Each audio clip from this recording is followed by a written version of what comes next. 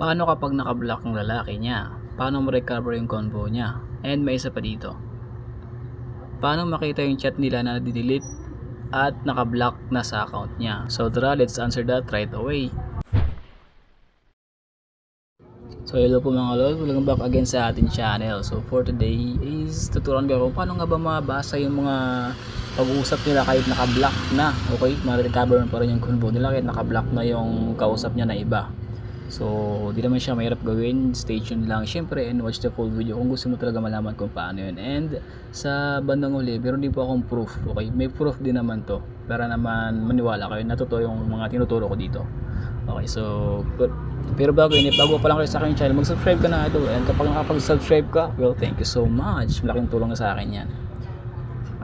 Start na tayo agad. O tayo patagalin pa, no? So, unang-una sa lahat, simple lang. Pumunta ka lang sa Play Store. Okay? Yan. Pagkatapos dito sa Play Store, syempre type mo yung Messenger. Ayan. Messenger. Ngayon sa Messenger, bakit Messenger? Need mo po muna kasi i-update yan. Okay, dapat naka-update po ang Messenger natin. Mas maganda po kapag naka-update. If hindi naka-update po, okay lang rin naman, pero mas maganda if updated.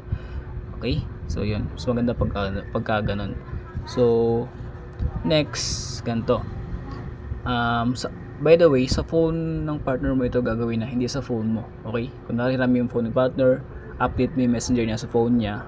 Okay, ngayon pagkatapos na update na yan, goods na yan, open mo na pumunta ka sa isang application pa. So anong application yun? Remember ha, sa phone ito ni partner, di sa phone mo. Okay, type mo sa Play Store niya, Unseen. Ito, Unseen Messenger. Yan, search mo lang yan. Katapos ito iba to. Iba rin yan, kundi ito dapat. Yan dapat yung focus niya na application. So yan, install na lang natin yan. Remember ha, install sa phone niya, hindi sa phone mo. Idol, paano yun? Di ba sabi mo kaya ang i-recover yung mga na-block, ibig sabihin nag-usap na sila dati pa. So yung mga dating convo nila, hindi na po marirecover yun. Okay, ang maganda lang dito is kapag pinaghihinalaan mo siya na may kausap siyang iba tapos binablock niya lang para hindi mo makita. So ito yung magandang gawin mo sa phone niya. Okay, kapag pinanghihinalaan mo siya na para malaman mo talaga or mahuli mo na talaga siya na may kausap siyang iba, at least 'di ba alam mo na. So gawin mo to sa phone niya. Like for example, parang inisip mo may kausap siyang iba tapos binablock niya lang kapag hinira mo yung account niya para di mo mapapansin. Ngayon gawin mo sa phone niya to. Tapos hayaan mo siya isang linggo, huwag mo hiramin yung phone niya. Tingnan natin kung may makita ka doon or wala. Pero sana naman wala, 'di ba? And sana naman magkaroon ka ng peace of mind gamit yung application na to. Home na natin. So yan, install lang sa phone niya. Kunwari sa phone niya to. Yung app is ito. Ayan. So yun siya na medyo maingay sa labas ako eh. Ayan. Yan yung app. On mo lang yan. Set up natin ito sa phone niya. Okay? So ngayon, mag-set up ito is naman mahirap. So napakasimple, napakadali lang naman. Yan, dito close mo lang yan. Pwede ka mo ng-premium pero sa free lang tayo kasi 'di ba? Mahal yan. Huwag tayo mag-premium. Hindi kaya. So ito next mo lang. Okay, pagkatapos dito naman next mo lang rin. And dito next. Ayun nga pala. Hindi ko sure if meron to sa mga iOS or sa mga iPhone ha. Kasi sa Android lang po ako nag-tutorial. Hindi ko po alam kung meron to sa iPhone. Pero pwede naman i-explore if ever na naka-iPhone kayo. Okay? So next na natin. Give authorization mo lang. And hanapin mo siya dito. Ito siya. Pinakababa. Tapos on mo yan. And allow mo lang to. Back mo lang. Back mo ulit.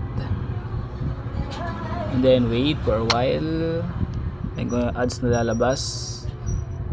May mga ads talaga yan dito loads. Pero yung mga ads naman dito okay lang, at least diba makakatulong talaga sa application na to. At saka yung mga ads naman dito di lagi. Kumbaga papitik-pitik lang rin naman. So yun, ito na siya. Ito yung Messenger. Ayan. Dito lahat makikita yung mga messages nila. Okay, na dinelete niya na or kahit i-block niya pa yan. And hindi lang naman siya Messenger, WhatsApp pwede rin, Telegram pwede rin, and Instagram pwede rin. Yan, sa apat na application na yan, pwede mo yan. Kayang-kaya niya i-recover yung mga deleted messages dyan. Okay, so ganoon katindi yung application na to. Actually mayroon pa. punta kang settings, ayan oh, lahat yan, Kakotok, VK, Line, lahat yan. So i-check mo lang siyang ganun, tapos balik ka doon, and makita mo na siya dito. Diyan, corresponding na yan sa all, ibig sabihin sa lahat na yan. Okay, recorded na yung lahat nang naka-check doon. Pero ang pinakaano kasi natin dito, priority is yung Messenger, di ba? So tara, focus po tayo sa Messenger. Okay, so ito ang Messenger natin. So ngayon, dito na sa part na to, napapatunayan ko sa inyo na totoo yung sinasabi ko, or legit yung tutorial na to. Ngayon, paano nga ba yun maging legit? Let's do it na. Let's go. So yan, syempre susubukan ko i-chat yung aking isang account. Okay, example lang naman. Ngayon, dito tayo sa Messenger ko. Ayan, and then itatype ko dito yung aking isang account,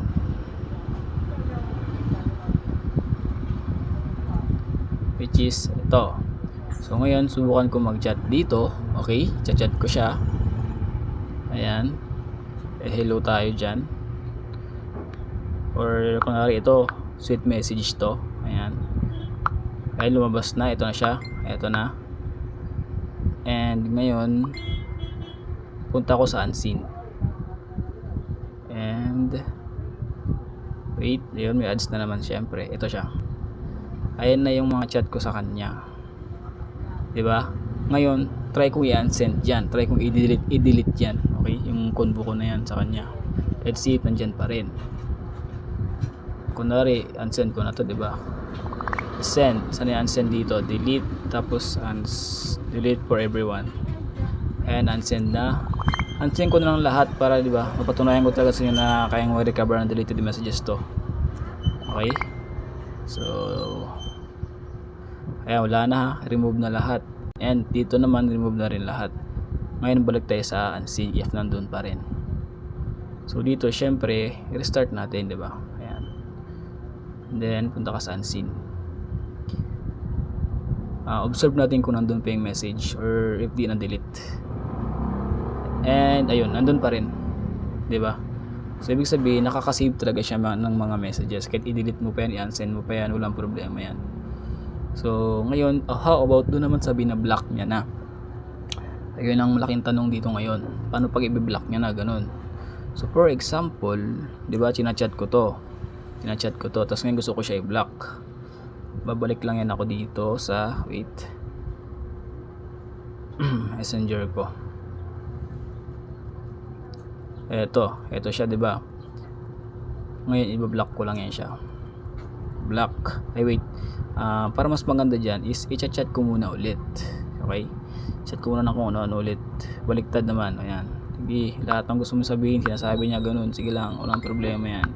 Tapos ngayon, gusto ko siyang i-block. Siyempre, pag i-block niya yan, i-delete niya na rin yan. Ngayon, i-try ko siyang i-block. I-delete ko muna to, delete, tapos punta ko sa isang account ko. Ngayon, i-block ko na siya, diba? Ito yung kausap ko na kunwari ibang babae, ibang lalaki. Ayan, i-block ko siya ngayon pero hindi ako mahuli, kunwari, diba?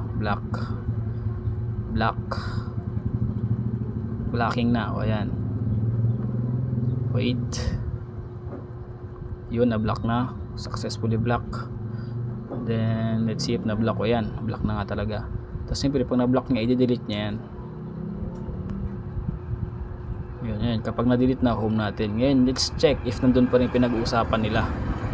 Okay, yung bagong message natin na sinesend, check natin ito. Okay, close mo lang yan, and still nandun pa rin, diba?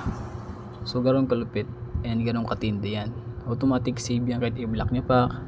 Okay, ang ano lang dito, ang medyo risky lang dito is need mo to install sa phone niya. Okay, so syempre kapag ganun, need mo i-hide yung app. Ngayon, paano i-hide yung app sa kanyang phone? Ganito lang, i-drag mo lang siyang ganun, drag mo lang ng i-drag. Okay, tapos ngayon hanapin mo yung application ng pinakamaraming isang folder lang, tulad ng Google na to. Ayan, lagay mo dyan, and hindi na siya makikita. Actually meron namang hide app sa phone, pero kasi baka alam niya na yung setting na yun, so mahuli ka lang niya na nag-install ka sa phone niya ng ganun, diba? So dito mo lang lagay sa mga application na maramihan. Okay, So ito na siya, naka-hide na yan, hindi siya makita basta-basta, di ba? Especially if hindi naman ginagamit yung mga applications dito nakalagay. So yun, ganoon na mag-hide, simple lang, di ba? Okay, so yun na lang ang ating tutorial, and sana nasagot ko yung dalawang tanong ni ma'am at sir, di ba? So yun lang, if you like the video, please like, di na magtatagal pa. Till next time, peace out, keep safe everyone.